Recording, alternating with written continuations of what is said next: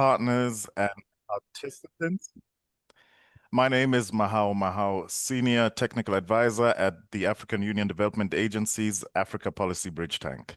And it is my great pleasure to welcome you to episode 8 of our Erudite webinar series under the theme, Together We Grow, Reimagining Agricultural Systems. At AUDA NEPAD's Africa Policy Bridge Tank and the Center for Social Economic Progress, CSEP, we see this platform as more than just a conversation space. It is a bridge for knowledge exchange, foresight, and practical collaboration between Africa and global partners. Now, today's dialogue with CSEP in India reflects exactly that spirit, building South-South cooperation around one of the most strategic sectors for both Africa and India, agriculture. Agriculture is at the heart of our shared priorities. It sustains livelihoods, ensures food security, and offers pathways to inclusive economic growth. Yet, it also sits at the front line of climate vulnerability, demographic pressures, and global market shifts. Now, this session will spotlight how Africa and India can jointly strengthen agricultural ecosystems through investment, knowledge exchange, and value chain transformation to drive inclusive growth, food security, and climate resilience. To that end, ladies and gentlemen, we are especially honored to have with us a distinguished panel of thought leaders and practitioners.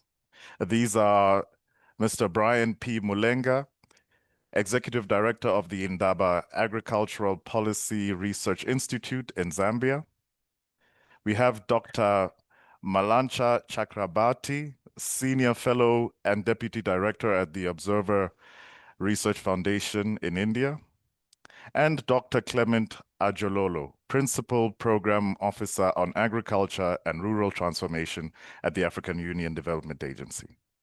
Together, they will guide us through key dimensions of this agenda, including innovative models of Africa-Indian cooperation in agriculture, opportunities for investment and knowledge exchange, value chain transformation, and sustainable agri-ecosystems. And I am, of course, delighted to co-moderate this session with my colleague, Ms. Veda Vaidyanathan, Fellow at CSEP. And I look forward to an engaging and solutions-oriented conversation. There will be an opportunity for a Q&A at the end of this dialogue. And with that, ladies and gentlemen, let me hand over to you, Veda, to kickstart this conversation. Thank you so much. Thank you, Maha. Thank you so much. And welcome, everyone. It's really lovely to see all of you here. And I was telling the panelists in our prep meeting that I want this to be more of a dialogue, less of an interview. So please feel free to intervene and speak when the other person is speaking and completely interrupt. So just to kick things off, there's so much happening in the world today. I was at a meeting this morning when someone said the world seems like it's upside down, right? Norms are changing, structures are changing. Why should we pay attention to agriculture? And now, especially in the African and Indian context, why is there an urgency around agriculture? Let's just start with this meta problem, and let's just sort of try and frame this question. Clement, if I could start with you. Sure. Thank you very much. And let me start off by thanking the organizers of this very important dialogue section as part of the series of India and Africa. I would like to underscore also the importance of agriculture to Africa's economy.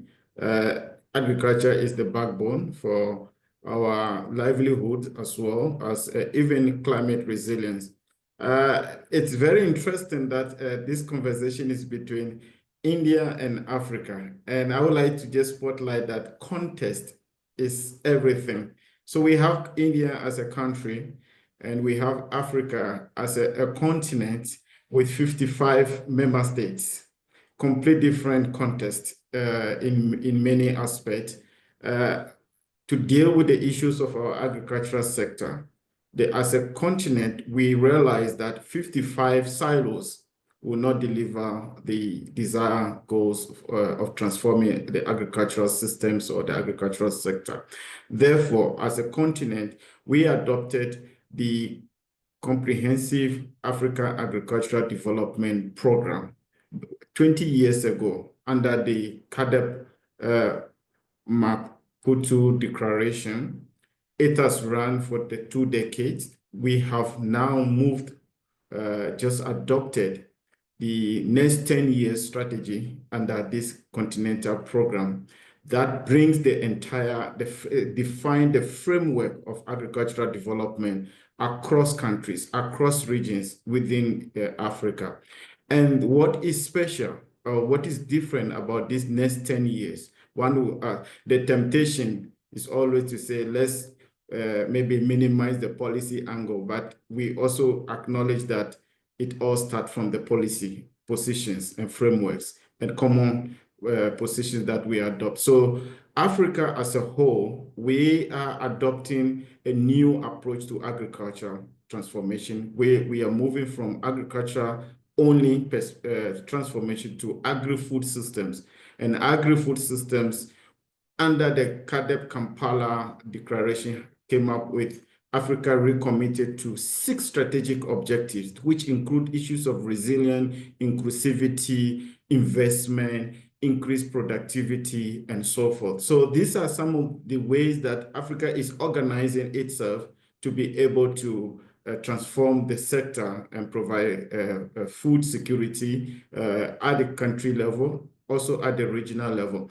I think this dialogue is very timely because at this, as the Mahao alluded in his framing, the world is going through a lot of shifting landscapes in terms of be it geopolitical repositioning, issues of climate change. And so it is very timely that India has a lot to share with Africa in terms of digital agriculture, value chain development, and so forth. So we see a partnership that will be mutually beneficial between India as a country and Africa as a continent. I go back to the 55 member states. We deal with complex dynamics that can also be lessons that will be shared with India. So let me stop here and then I'll come back with more information as you may require. Thanks.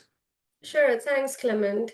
Malancha, if I could bring you in at this point, this is a subject you've written about for years, right? Can you help us understand the urgency of this issue? Thank you so much for inviting me.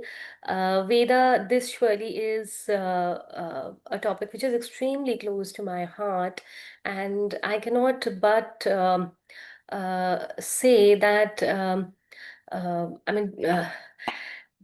it's sad that in 2025, nearly 673 million people are hungry. I mean, this shouldn't be. I mean, so many millions of people are hungry in this world. After committing to the zero hunger goal in 2015, the global leaders came together, agreed on to this goal. We find ourselves that from 2015 onwards, we are regressing.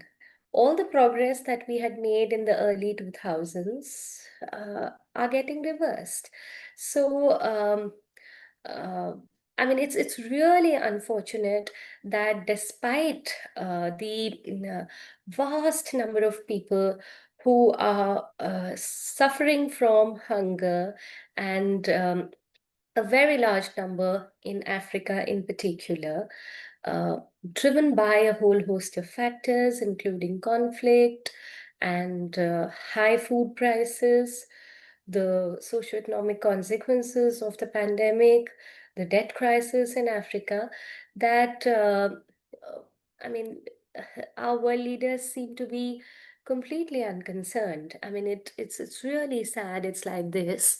And uh, we have to speak, I think, a little louder and more often to make sure that hunger and development issues come back to the global headlines, and world leaders are forced uh, to be concerned about real issues like this. So, I mean, the urgency of the fact comes from the sheer numbers, apart from uh, the chronic issues that the previous speaker alluded to. I mean, what we are observing is a spike in hunger, and that has become much more evident from the pandemic than the Ukraine-Russia war, which led to a very high food and fertilizer prices, which were disastrous for Africa, a continent which was anyway suffering the worst consequences of the pandemic. Then came this. So, and we see very little discourse around it. I mean, that's the way I would put it. So hunger needs to be back on the global agenda. That's the point that I would make. Yeah, thank you, Malanch. A lot of very important points there. Brian, if I can bring you in on that very somber note, you are actually from the Indaba Agricultural Policy Research Institute. So you're looking at this from a whole different lens. Can you help us understand the problem from where you're sitting? Why is this still a problem? Why are we talking about this in 2025? All right. Thanks very much, Vida. And I think, yeah, you rightly pointed out that I come from a policy think tank that is focusing mostly on agricultural policies and natural resource issues, climate change being part of that whole story. So for me, I think the starting point is that it cannot be overemphasized that agriculture is very key to Africa, to the world, and to Zambia in particular. I think I would point us to the sustainable development goals. If you look at this sustainable development goals, you realize that a number of them is the sustainable goal number 1, which talks about ending poverty, sustainable development goal number 2 talking about ending hunger, sustainable development goal number 3 talking about well-being and health. You realize that a number of those goals hinge on agriculture. Okay, so it is, as Malancha, pointed out, it is very sad that to this day, we are still struggling with providing sufficient food for our populations, especially in Africa. It is indeed sad, especially if you consider that most of the countries in Africa are well resourced in terms of natural resources, land, water. And so you begin to ask where the missing piece really is. And that is where now we come in. And okay, so we have all these resources. Where's the missing piece? And I think Clement provided a very good overview on what the African Union through NEPAD, through the CADIP, which is the continental strategy or policy on developing agriculture, because there's that realization. And in there, you see that the role of policy and evidence really is very key. We are at a stage where resources have become very scarce. I think Malancha touched on the fact that most of the countries are actually indebted. So we really have to make sure that our policies and our investments are put in the right places and they are guided by data and evidence. And so issues of data generation, evidence provision comes in very important. And that's where my institute actually plays a role in guiding policymakers to come up with policies that are responsive to the issues on the ground based on data and evidence. So some of the let me just highlight some of the key issues I think that have still kept us to where we are. Most of the countries on the continent, I would speak mostly about Africa, is they've invested heavily in input subsidies, seed, and most of it fertilizer, I'll tell you, like for Zambia, we spend about $450 to $500 million every year to provide fertilizer, input subsidies, as well as a seed for smallholder farmers. But yields have remained stubbornly low or stagnant. And this is the case in most African countries. And so you begin to ask, where is the problem? Okay. So one of the things is that we have not put the money in to unlock the growth, and this has to be sustainable growth. What am I talking about? Let's look at extension. Let's look at irrigation. Let's look at issues of soil health and fertility, which is very key. And so CADIP, I think from the Malabo Declaration, did guide that countries need to spend at least 10% of their budget on agriculture. We have a number of countries that have edged up close to that. But I'll tell you that if you unwrap that budget, you find that 70–80% of the budget goes to input subsidies that are actually not contributing to sustainable growth of the sector, because you keep giving farmers, smallholder farmers, fertilizer without accompanying, education, information, understanding to ensure that they use it effectively, and also encourage them to use these other sustainable practices. So again, I'm going to reiterate that we need to guide policies with evidence and data to ensure that our resources are going to the right places, because agriculture, for example, in Zambia, supports about 70% of the population, employs about 50% of the workforce.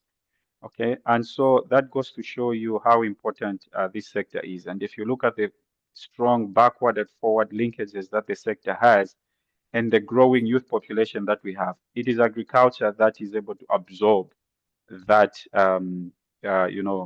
bulging youth population that most African countries are experiencing at the moment.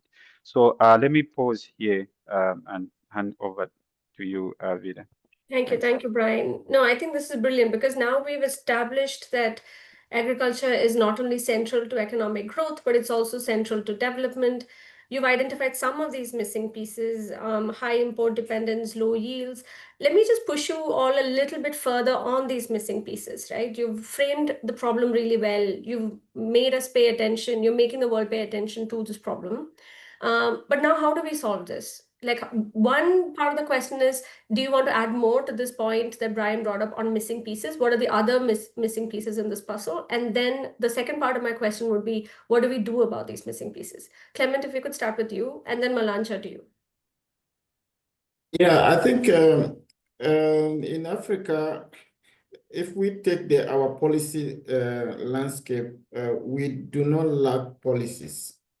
We have many of them, to the point that AUD and EPA today, when people approach for a new policy, we open the shelves and say, look, the shelves are getting full. So, but still in the policy space, there are issues that we need to address. And those issues manifest at both the regional and country levels. One, policy coherence. We have noticed that we still have persistent policy incoherence within our agri-food system, sector. Also, policy inconsistency are also issues that we need to. I'll give you an example. Issues of subsidy. While one policy may promote the adoption of subsidy to production, another policy sees it as a market disruption, for example. And when it comes to our issues of nutrition, also how we deal with these subsidies, that we don't get the unwanted side effects. Let's take the issue of sugar production and sugar diabetes. You may promote sugar production, the value chain, but again, you have to balance it very well with the nutritional requirement of the country, so you don't end up with. So these are some of the issues that we need to address within the policy space. Beyond policy, also the issue of coordination. Because we work at the continental level, for us as AUD and EPA our role is really intervening in that regional integration of the different member states so that member states are pulling in the same direction and in coherence. So issues of coordination at the country level is critical. It will take interministerial coordination to develop agriculture, to transform the sector. Agriculture depends on many other sectors. For example, the logistics, the transportation, and many others that must work. The finance must also work. Come to the party. So agriculture cannot thrive on its own. It cannot be a standalone. So issues of coordination becomes critical. Issues of funding, because if you look at the Kampala Declaration, the second is Africa has committed to raise $1 billion in finance from both public and private. And Brian alluded to the 10% commitment from 20 years ago. Not many countries are matching up to that commitment, but yet we have put again 100 billion to transform the sector. What it also means is that you need all the stakeholders and actors to pull together to be able to mobilize this massive amount of resources that is required. We also need decorum from the partnerships to thrive, because also it's easy and tempting for a lot of partners wanting to not take up the heavy lifting. And that also is a recognition. We need to recognize that some of the partnership may not be interested in the heavy lifting on the ground implementation, but more facilitation. But we must use those also very optimally so that we are able to put the resources where they matters most. So I think our resource prioritization is also one area that we need to work stronger with our partners and learn from. Part of this dialogue is about knowledge generation, knowledge sharing. What has worked in the Indian context, for example? We could also learn lessons from that and replicate those at scale across the continent. The continent is witnessing some pocket of success here. We should also not be content with islands of success stories. We need to take those to scale across countries, across regions, so that we can have the maximum impact. Let me stop here and give others a chance. Maybe before you intervene, Malancha, just to build on Veda's question, touching on the elements that Clement has raised, maybe if you could also address some of the delivery and supply chain related challenges that he's highlighted in your intervention. Sure, thank you. I think Clement has made some very important points, but I think the most important, literally, the sentence that he has made is that agriculture cannot stand on its own. And, at the end of the day, everything rests on the small farmer cultivating a small plot of land. And that is true in both India and Africa, because that is the kind of agricultural pattern that we have. So, this small farmer, and in many instances or most instances, it is a woman farmer who is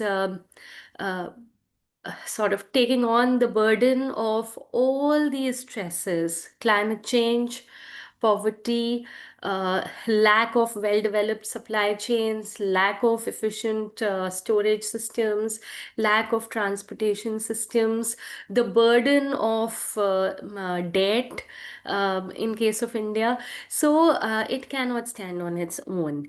And let's face it, a lot of effort and investment has to come in from the government. And nowhere in the world has agriculture succeeded without massive intervention from the government. And India's Green Revolution is cited as a major success story. And rightly so, because we were also a country which was finding it difficult to feed itself, and we have some success and some pride in the Green Revolution, which helped us become self-sufficient, and we don't need to import food grains to feed our population. So, I mean, and that would not have been possible without massive state intervention, massive support to farmers. And that support is not only input subsidy, that is supporting the farmer right from the sowing stages to the last mile, of when the farmer gets the adequate remuneration through the minimum support price in India. And to eliminate hunger, we also need safety nets and an efficient public distribution system so that the food actually is distributed to the large masses. So the support cannot be piecemeal, the support cannot be at one step, it has to be there at all stages. Now, to answer the extremely difficult question that Beda has posed to all of us, that how do we do it? We do it by actually doing it, by working hard, by putting in money. And that is where the difficulty arises. How do low-income countries find the resources? Now, Brian told us that all countries in Africa agreed to spend at least 10% of their budgets on agriculture. And that was a commitment, but that was not realized. I think the average expenditure that most African governments are able to make towards agriculture is about 4.1%. That's clearly not enough. And this is a continent that is currently reeling from a massive debt crisis. So development budgets are anyway being shrinked. So we would need external support, something that we are finding very difficult because the developed world has backed out. All this in the context of an extremely precarious situation that we are in. On top of all that, we have climate change, a continent which has contributed very little, less than 4% of the greenhouse gas emissions, but it is suffering the worst impacts of climate change. So, I mean, my simple point is that the Western world cannot look the other way.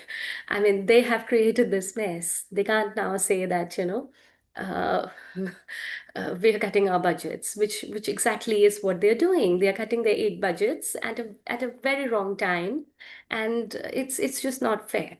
Now, to talk about India, because we want to grow together, and we are in this together because we are also suffering from the worst impacts of climate change. And Indian agriculture, though at a much different stage than Africa, our productivity levels are much higher than Africa, but also it's not something which is very high. I mean, we are much lower than Euro area, we are much lower than North America. So we have somewhat similar challenges. The great challenge of climate change, uh, stagnant productivity levels. The yield growth in the staples in India have also declined since the 90s. So while we are at a much better position, we are equally vulnerable. We have uh, a bit of a crisis in agriculture. And the biggest crisis, in my opinion, apart from agrarian distress and farmer distress in India, is water. So we have terribly I mean, very poor water resources at this point of time. It's at a very critical level because we are over-exploiting our groundwater resources. Two of the most critical states of India are in very bad shape. Right. Punjab and Haryana. So very quickly, the solution is to work together. And India does have a large development program in Africa. And my suggestion would be that at this point of time, it is devoted to various sectors, all sectors, We have programs in each and every African country pursuing small, big projects all over Africa. I think to make a proper development impact in Africa, and we don't yet know what is the actual development impact of India's development partnership in Africa, because it's quite a lot at this point of time. India actually is contributing a lot more than many Western countries. So we will have much greater output if we were to concentrate our efforts in one sector, which is agriculture, which is the most critical thing. I mean, everybody needs food to survive, and being dependent on food imports is just not the right thing to do. Thank you, Malancha. You made like 53 points there in that intervention. But I'm going to pick up on one of those. And Brian and Clement, I'd like you both to speak to that. Malancha made the strong case about how if we have to try and, address some of these missing pieces in this problem, it has to be state-led. Governments have to be picking up the weight. So then my question to you is that also how you see it? And the second part of the question is, what is the role of the private sector? Because from what I hear, a lot of Indian agribusiness companies are interested in African markets. So what is the role or what is the potential you see for the private sector in helping fill some of these gaps? And then Ambuj, I see your question. I'm going to come to you. He's a friend of the show. He was here on the last episode. I'll have you ask that question. It's a very important one. Meanwhile, Clement, if I could have you go first, please. Yeah, thank you very much. It is a very important question indeed. And what can we do? Again, because I work for the African Union, my intervention is always coming from that perspective. And my able brother Brian will give you the national context in a way. But you see, the theme of the African Union for 2025, if I may just spell it out, it said, justice for Africans and people of African descent through reparations. So if you don't know where we have been, where we are coming from, we will need that to understand the current circumstances. Malachi mentioned that fiscal spaces are very tight and Africans are always playing a catch-up. They have also gone through a historical time span that may have or have contributed to where the continent finds itself. The African Union is calling for reparation, and we are not saying that, of course, when you use that word, there are so many other partners that say, well, we were not involved in slavery, we're not involved in colonialism, so why does it matter for us to be involved in such a conversation? The link between the theme of this year, African Union, and our food sovereignty cannot be separated because we are a net importer of food.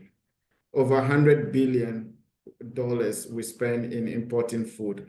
How can we do that? We need the global partnership to help us move the needle to be self-sufficient in food production, and particularly the vulnerable groups that need to be protected. The actions, the global actions that still impact the poor rural woman who can no longer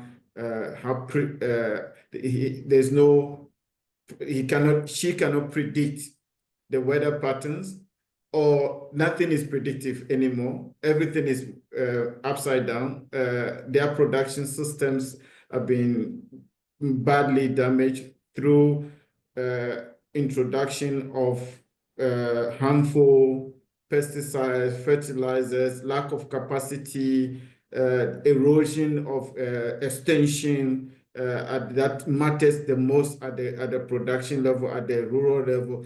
These are some of the issues that we must address really through the African Union theme to be able to get it done. Private sector, a very important stakeholder or actor. We need to bring the private sector on board. It cannot be that private sector is only profit driven. Private sector have to see it contribution to the global transformative agenda of our food systems. And therefore, private sector must commit to play a critical role, invest and have a good balance. But private sector to do that, we all know that private sector, because also they are inherent profit driven, will want to plug into a system that is functional, a system that is working. So it also brings back to the state to facilitate, to provide that enabling environment so that private sector can plug into the value chains and help drive it. So it's a win-win scenario that we need to create for both the state and the private sector to participate. I think this has been my contribution. Well, thank you so much for that intervention, Clement. Brian, Clement has highlighted that the role that the private sector can play in this sector. But more specifically, what are the specific areas that the private sector can come in, both Indian and African, and tap into the agricultural market? Where does their potential involvement specifically lie? What are the tangible value additions that it can bring on board, and what benefits it can reap for itself as well? Yeah, thanks so much. And Clement has laid a very solid, I think, base for this discussion. I wanted first to begin with government's role in terms of resource mobilization. I think the signals are clear that international aid is really shrinking. And this brings me back to the issue that I'd stated earlier on, that the starting point is how do we ensure that our governments are using the resources that are at their disposal currently more efficiently, more optimally? Because clearly aid is dwindling. And if we do not use our resources efficiently and optimally, then we'll be getting deeper and deeper into debt. So number one, we need to use our resources efficiently. And that is where now the issue of supporting the governments with data and evidence. Where can they get the highest returns? Where can they get the broadest impact? Where can those investments and policies ensure that there's inclusivity? I think Malansha spoke so passionately about that smallholder farmer, a woman whose whole life depends on maybe a 1 hectare or 2 hectares of land that she has. How can we make sure that the resources that we have, when we spend those resources on a public good, on a public service, is going to trickle down and give that woman a chance to produce and be able to sell her produce? Yeah, so for me, government has to do that.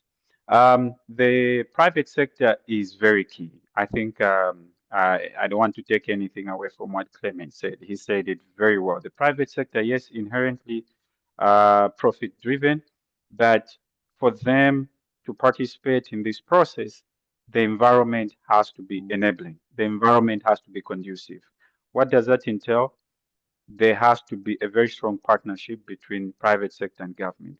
Government needs to come in and provide this right environment in terms of policies, in terms of regulations, in terms of the legislative framework.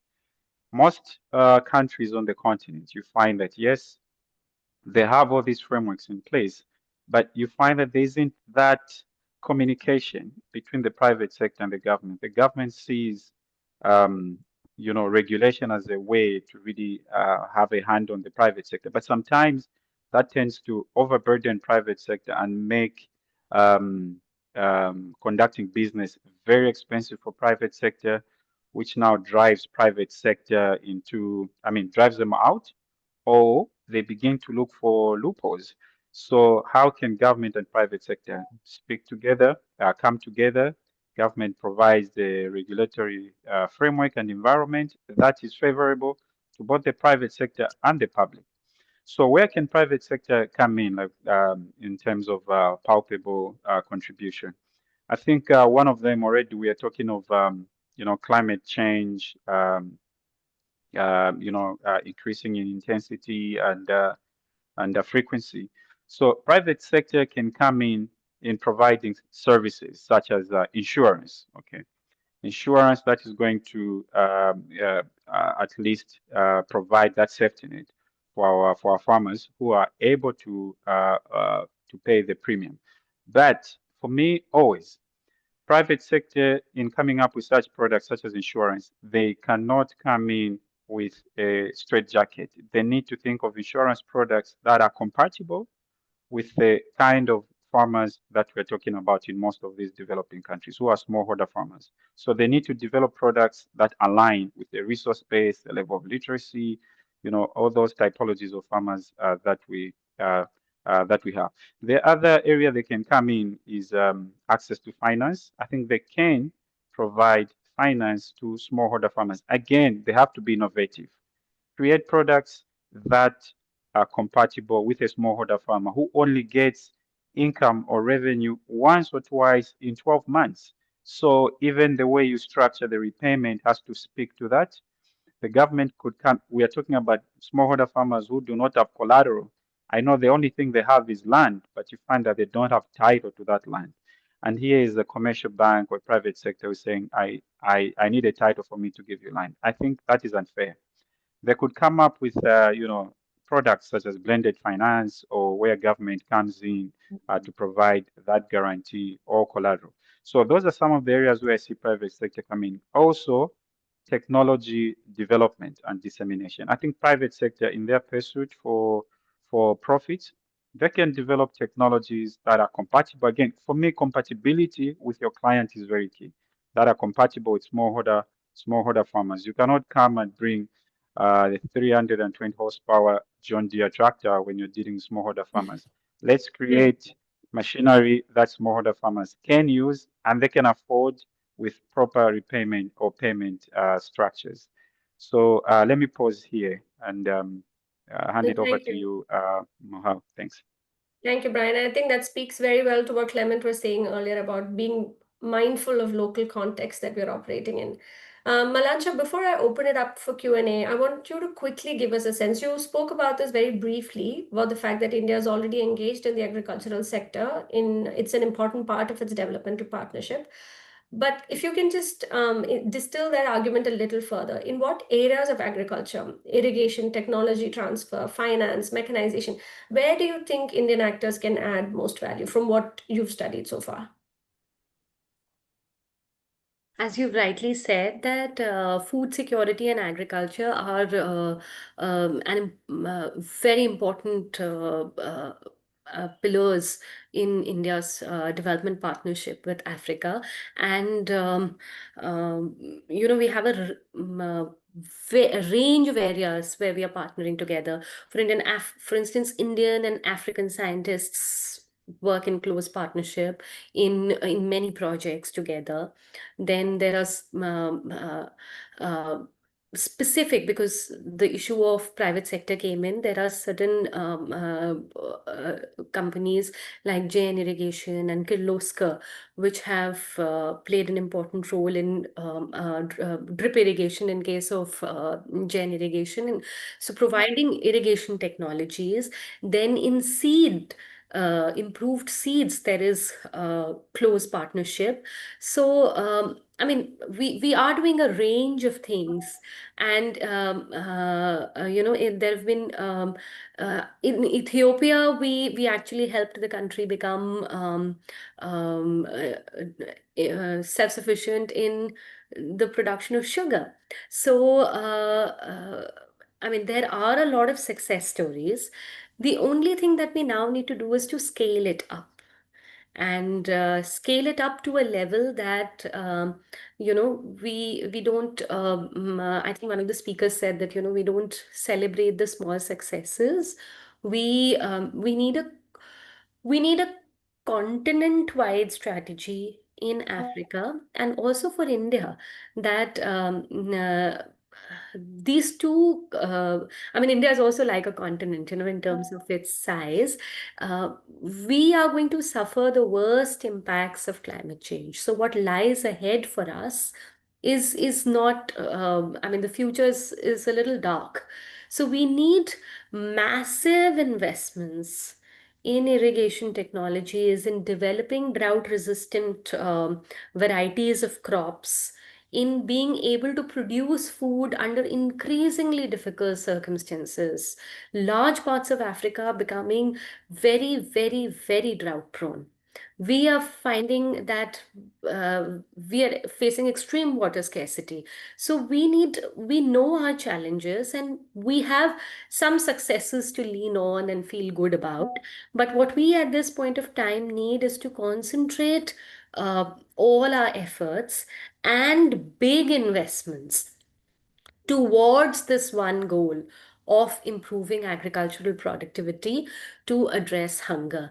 And I think from where I started, that I mean, while we may have these successes, there is an India Africa seed conclave, there and then, you know, food security. In there are you know, a whole laundry list of initiatives that have been done.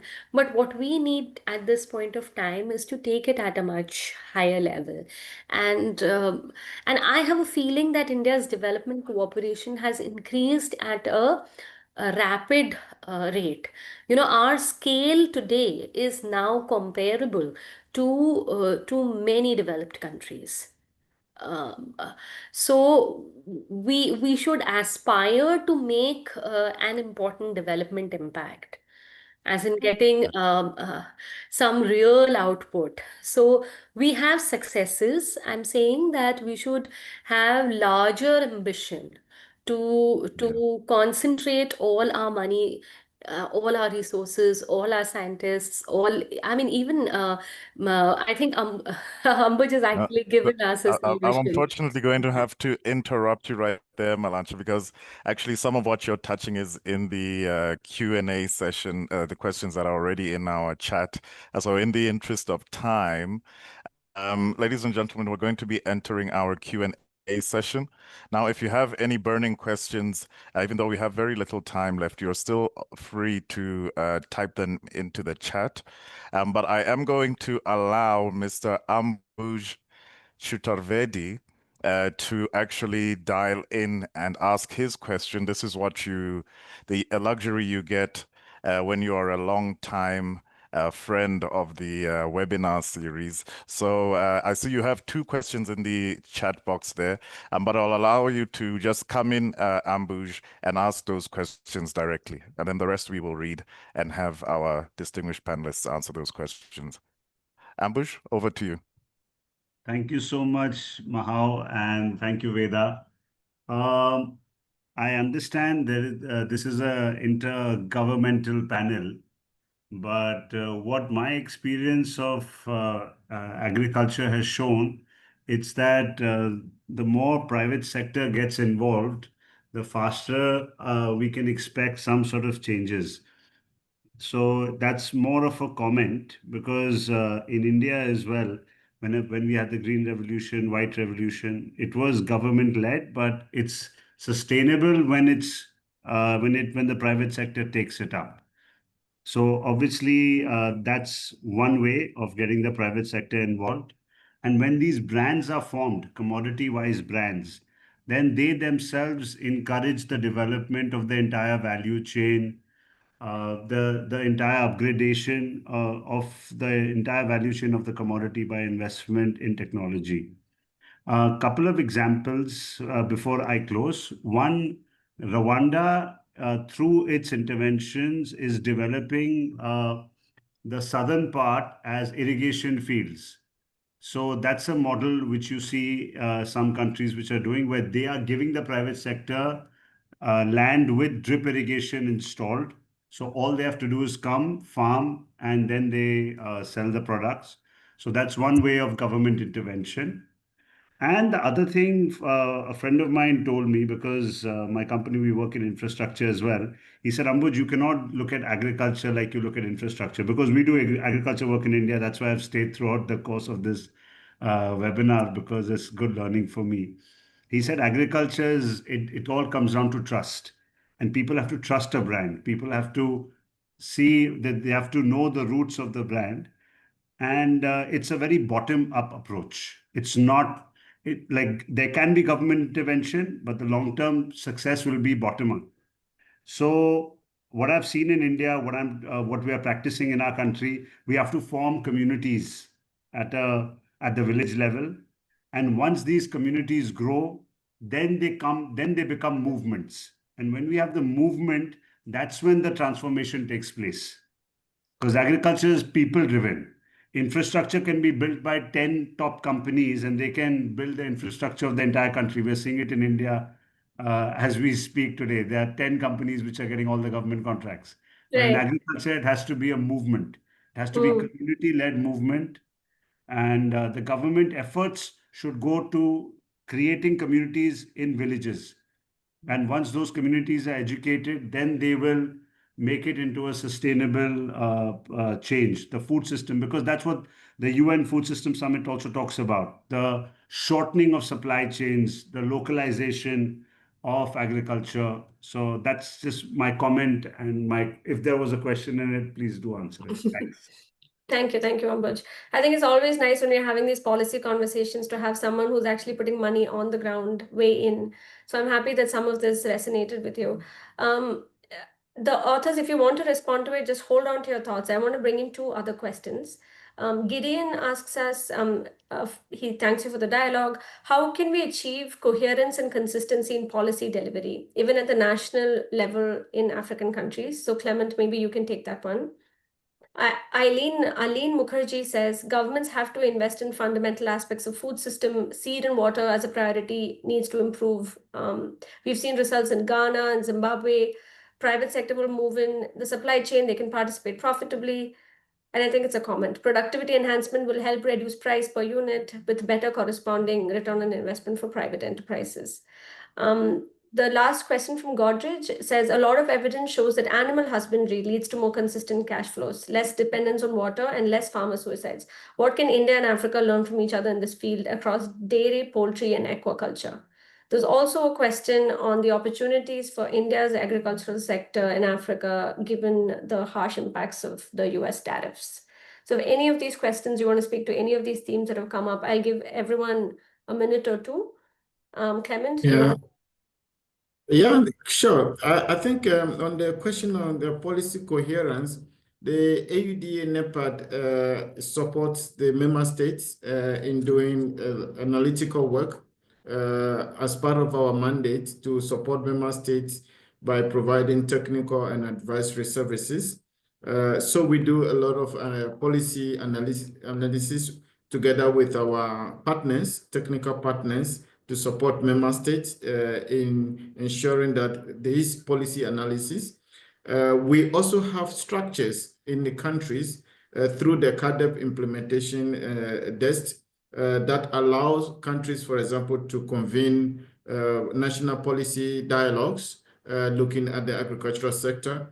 One of the instruments they use also is called the joint sector review mechanisms that we have at country level, that different sectors come together and be able to really deep dive into the policy issues.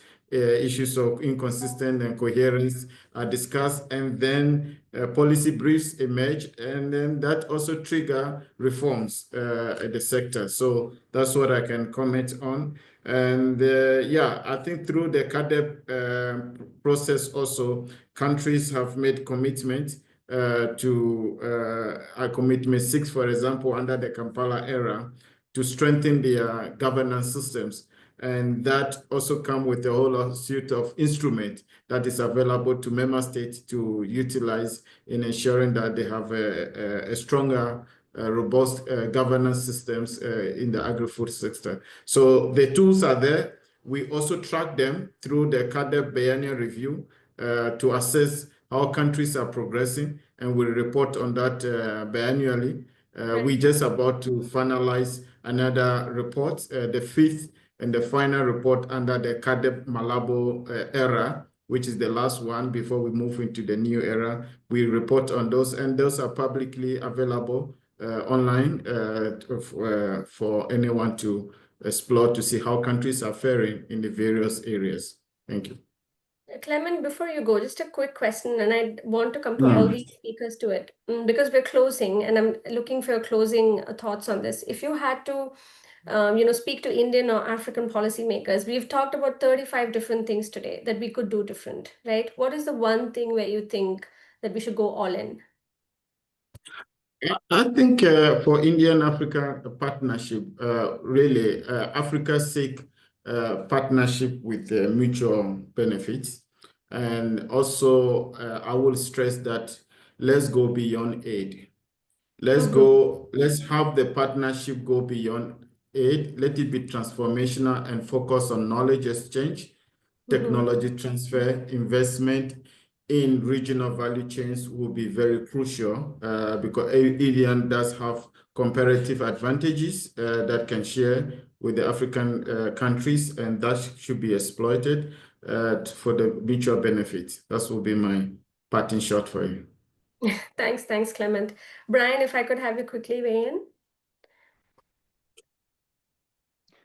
Thanks very much. I think I wanted to quickly respond to a question on investment opportunities in the ag sector in Africa. So I think there's lots of areas now. I think issues to do with irrigation, mechanization, agro-processing. I think also including precision ag. I think there's appetite now, I think, to begin to take up some of the precision ag practices, even within the smallholder farming sector. Then I guess in terms of my closing remarks, I think I would end close to where I started. I think we're at a point where, every penny that is spent, I think, should have broader impacts. We cannot afford anymore to just spend and have, a one-to-one sort of impact. So how do we do that as countries? What can we learn, for example, from India? So I'll go back to the role of government. I think India is one country where I think the government plays a very well measured and significant role in the agriculture sector. I think there's a lot that African countries can learn in which government can still support agriculture and still ensure that agriculture remains viable for private sector investment. I saw a question on the issue of subsidies, which I want to speak about. Subsidies in themselves are not a problem, but can we have the subsidies be efficiently implemented? Let the subsidies go to the right people who will be able to utilize them and develop value from that. And these subsidies should not come to crowd out private sector. I think that is the problem that we are seeing in most African countries, where these subsidies come in to crowd out private sector. So are there lessons that Africa can learn on how India has managed to do the input subsidies as well as the output price support for its farmers without distorting the markets? Thank you. Thank you, Brian. Malancha, quickly, in under a minute. We are in an era where Clement says we have to look beyond aid. Brian tells us about the importance of data and evidence. Your closing thoughts. Okay, so the issue of aid comes in only with the West, who started this whole thing. India doesn't believe in aid, it doesn't give aid, it is an equal partner, it does demand-driven development in the neighborhood and in Africa. So, I mean, we totally on the same page with Clement on his point on aid. We need long-term partnerships driven through government agenda, but carried forward by the private sector. And so it needs to be led by the government based on its priority, and that priority is to make Africa and India food secure in the context of climate change. So we need closer partnerships, and to forge those partnerships between private sector in Africa, between private sector in India, government to government, government to business. There can be various kinds of partnerships. And like I mentioned, there are a few successes, but they are not enough. So we need to expand the scale. Because we are talking about together we grow, it's important to highlight that we've not had an India-Africa summit in the last 10 years. I think we should have a summit, and agriculture and food security should be receive adequate attention on sort of laying out a detailed roadmap on how the two countries, India and Africa, can partner. So I would close at that. Okay, and with that, ladies and gentlemen, that brings us to a very unfortunate close to our episode 8 Erudite webinar. But thank you so much, colleagues, and thank you so much to the participants, including to those whose questions we unfortunately couldn't attend to today. But this collaboration between CSEP and AUDA NEPAD is going to result in a policy publication that is going to be disseminated widely, and hopefully we'll touch on some of those questions that we haven't been able to cover in this session today. But I think we can all agree that we've had a very rich discussion, drawing on insights from Africa and India, and how we can reimagine and strengthen agricultural ecosystems. I think for me, what has emerged clearly is that collaboration between Africa and India is not only possible, but necessary to unlock innovation in agriculture. That knowledge exchange and co-investment can accelerate the transformation of our agricultural value chains. And most importantly, sustainable agri-ecosystems are central to building resilience against climate change, whilst ensuring food security and inclusive growth. On behalf of the AUDA NEPAD's Africa Policy Bridge Tank, I'd like to extend our sincerest gratitude to our expert panelists of this week, Brian P. Mulenga, Malancha Chakrabarti, and Clement Ajololo, for sharing their deep expertise and practical insights. And a big thank you, as always, to our co-moderator and co-host, Ms. Veda Vaidyanathan, and to our partners at CSEP for co-hosting once more this important conversation. Finally, thank you to our audience for your participation and thoughtful engagement. The Erudite webinar series will continue to provide a space for connecting ideas, evidence, and action across Africa with global partners, and especially India. Together, we can advance a shared vision for resilient, inclusive, and future-ready agricultural ecosystems. And with that, I would like to wish you a good day ahead, and we look forward to seeing you at our next webinar at the end of next month. Thank you so much. We appreciate you all. Take care. Thank you. Thank you. Bye-bye. Thank you. Thank you.